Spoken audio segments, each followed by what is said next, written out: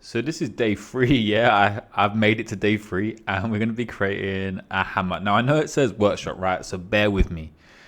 I'm not ready to make a whole workshop, especially in a day. Like no. So I chose a tool that I thought would work in a workshop and I could make, right? So what I did is I started with pressing Shift A and it just got me a mesh. I got rid of all the stuff that it gives you at the start. That's nonsense. I don't know why we do that, but it just seems to be the thing, right? So I then started off with making a cube and I added the loop cuts, right? By going into, I pressed tab, which gets me into edit mode. And I started to press Control R, and that gave me some loop cuts. And the first time I did it, I was like, these are too small, because I wanted that to be like the middle bit of the hammer, and so I needed to extrude out the middle bit to be the join for like the hammer bit. Um, and so I just started again. I made sure it was a bit bigger, and then I selected the face at the top, and I basically extruded it out by pressing E. And then I used the bevel tool to just round off these edges here. And I really didn't like this bit, so I made it see-through. I selected both of the points and I just pressed M, and then you can merge them at the center. I just didn't like what that had really done, so I just changed it up a bit, right? And so now I've got like the head of the hammer and the two extruding bits that I don't know what they're called, but I made them. And I extruded again, and then again on the other side. Now I wanted to make a claw hammer bit, so it's slightly longer. I added some more loop cuts, so I wanted it to be central, and then even on both sides. So I just did like the preset things, so I thought that's going to be middle. If there's another way of doing this, then please let me know in the comments. Like I would really appreciate that. I then decided to move the points on the claw bit to that middle bit, and I was like, I'm gonna merge them. I probably should have done the top and the bottom at the same time, but I didn't. So, and I probably should have lined it up better than that, but again, I didn't. So we're living and learning right now, right? So I selected the faces in the center and I deleted them. This gave me that like claw kind of look. And then if you select the edges and press like shift to select more at once, you can then like reinsert a face. And so that's what I did. Like I wanted a face there, but I had to get rid of that middle bit first. Again, if there's a quicker way, then let me know in the comments. Like I would appreciate your tips, your feedback, anything, just to make this process easier. Like this is day 3 of me learning Blender, and again, this is my version of the workshop thing, so we'll see. Again, I added the loop cut just so I can now kind of like change the angle of the claw hammer bit, right? Because we want to like they shrink down. So I'm gradually shrinking it and changing the angle and stuff bit by bit, because I figured this would give me like a staggered look, like a staggered shrinking. I don't know if there's a tool in Blender that would allow you to do that, but I don't know. This kind of made the most sense to me, so this is what I went with. It looks like a pair of pliers right now, so I'm like, we need to change that. But I wasn't too worried because I'm just basically pressing R to rotate and then pressing G to grab, and it's allowing me to get that arc. This, I'm not gonna lie, was a bit fiddly. But I think like to get it how I wanted it to look, it was always gonna be that way. So I'm not too worried about that or like too annoyed by this process. Like I actually quite enjoyed it. It was quite therapeutic, and it's a bit of like the designing that I liked. What I would say is like just make sure you get all of the bits that you want to get highlighted, and like the see-through one is probably the best one for that. I don't even know what that's really cool, but like this view, you can change them in the top right hand corner, the square on the squares. That's it. When I was moving, I kind of like messed up the line, so I just selected an edge and just moved them.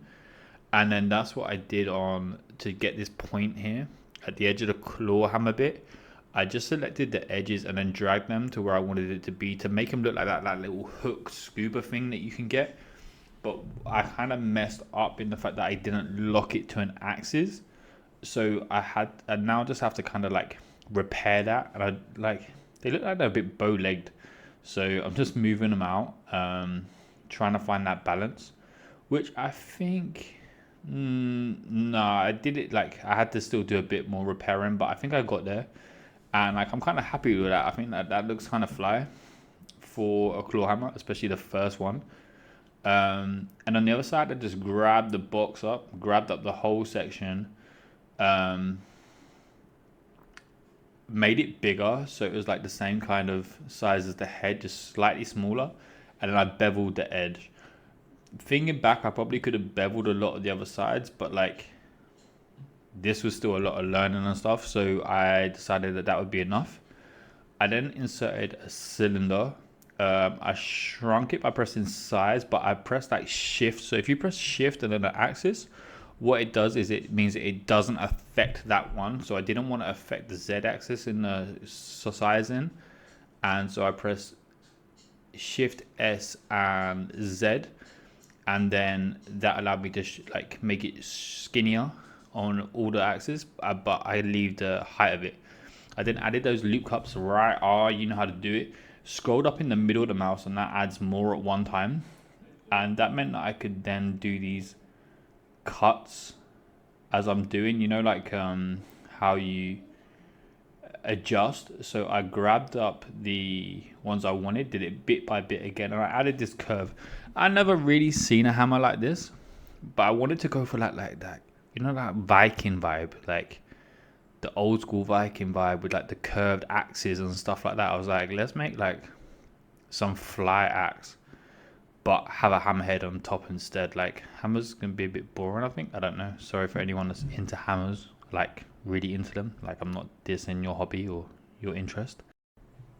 This is the part I found super tricky. So I was then decided to go into the UV painting section, and I watched a video. So it said go into UV edit, right? And it was like, oh, you just like select this, and then you can press right click, and then you can go to what was it again? It was UV unwrap. Oh, it wouldn't work. That's what the problem was. So I selected both of them and it just wouldn't work, right? It wouldn't do this part. So I right clicked and I went to this map, right? And then you go to a UV unwrap, which basically unfolds. You know at school when you had that cuboid box, right? And you unfold it and it becomes like that net. That's what this does, but on a dope level. Like it changes all of it. And what I found was, because I had both things selected, like it just really didn't like it. So I went through all this malarkey, trying to get it to work, trying to be able to use the paintbrush like the guy had shown me in the tutorial, and I was like, this just is not happening, right?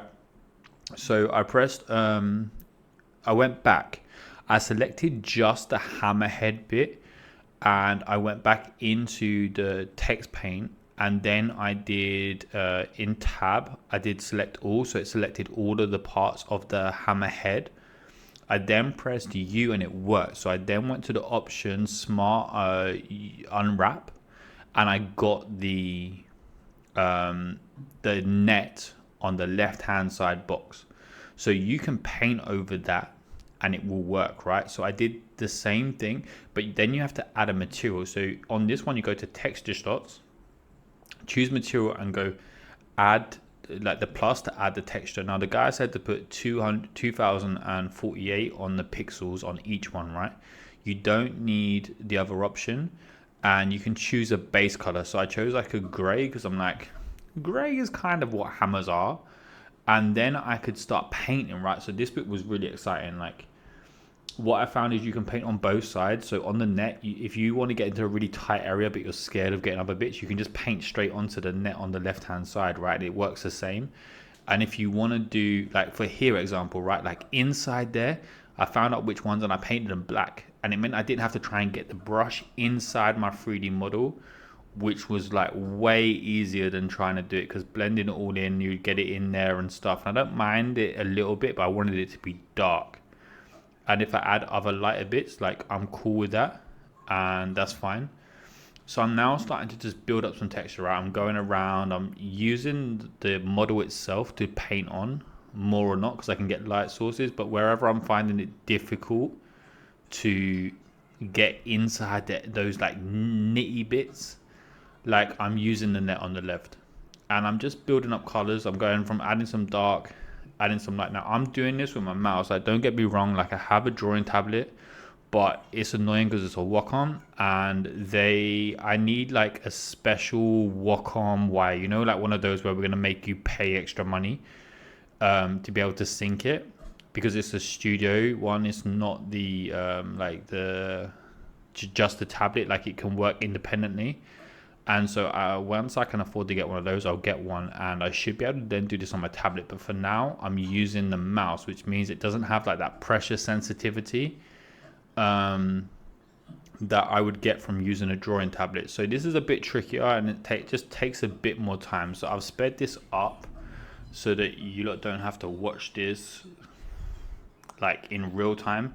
This took a while, like I'm not gonna lie. Like I spent about an hour just playing with it, and to be honest with you, that's me just being me. I wanted to like see what I could do over a period of time. And what I found also is like I found it really annoying because I tried to get the colors to like do that little sample pipette thing, and I really found it hard to find that. And so I had to keep like guessing where the color was. And if you go to black, like all the way down on the darkness, then what that does is it moves the sample spot that you have to the middle. So it just goes to the white and the black, right? So then I had to try and find it all again. And it took me a while to try and work out how to get that color pipette up on the screen. But once I did, it was much easier. If there's a shortcut to get that pipette, if anyone could let me know, like that would be a mad help, especially with this UV painting. Like this is the first time I've UV painted anything, and I'm happy with the effect I got. I think the rendering on the hammer was like really basic, and I'm not trying to pretend it isn't. And so that meant like it was a slightly harder to put the detail on, to be honest, because the surfaces were so flat. I had to like to make it look like it had ridges and other bits. It was just more work. So I would recommend taking a bit more time on your modeling just to get that like ease later on. Oh, to change your brush size on this, sorry, is F, and then you, like that changes your radius, which you can change at the top there where it says radius. You can make your brush bigger like that, or you can just press F and then move your mouse. But also like your strength, if you press Shift F, it will change the strength. So that's the circle with the wavy line, that's the strength, and then obviously just the circle is the radius, right? So just to make that hopefully easier for you, yeah, that's what I did, and it just really helped me to make those smaller lines and those bigger lines and the dusty bits. To be honest with you, I only really painted one side. Like I said, like these are like tutorials for me to learn how to do stuff, and I think I didn't want to spend all day on it. I wanted to make one good side, take an image of it, and then I was cool with that. The others turned out okay, but for me, it was about getting it done and one side looking like what I was cool with. I think I was done at this point with the metal. Like I kind of rushed it, and then I started on the axe handle, right? So I did brown as the base, and then I did these big long lines with different color browns, going from like the dark color to the lighter color, just doing lines all the way down the axe. What I did realize though, when you do it on here, like on a wrapped object, obviously it doesn't go round. So make sure that you're when you're doing lines like this, make sure you're turning it. And if I had a pad, I could ensure it was done more smoothly. But because it's a mouse click, if I went over the same area, it would like double down on that color, which meant that it would look like there was a dot that was a different color to the lines, which is like, it was okay. Like I managed to work it out, but it just took a minute. And you can see, like, if I did it here, if I did that join there, at where it joins, I would just have a darker line, which for wood, it can give it some character and stuff. But if you want like a smooth line and stuff, like, I would just bear that in mind. This is what I'm talking about. Like, it didn't go round. So you can see I went and turned it and then did the line again. And I just repeated this a few times, going light and then adding some dark in, just to try and really get that wood grain effect. Like, I didn't want it to look realistic, but I didn't want it to look like super plain either. So I just went for the happy medium and tried to make it look cartoony, like Fortnite computery gamey vibe.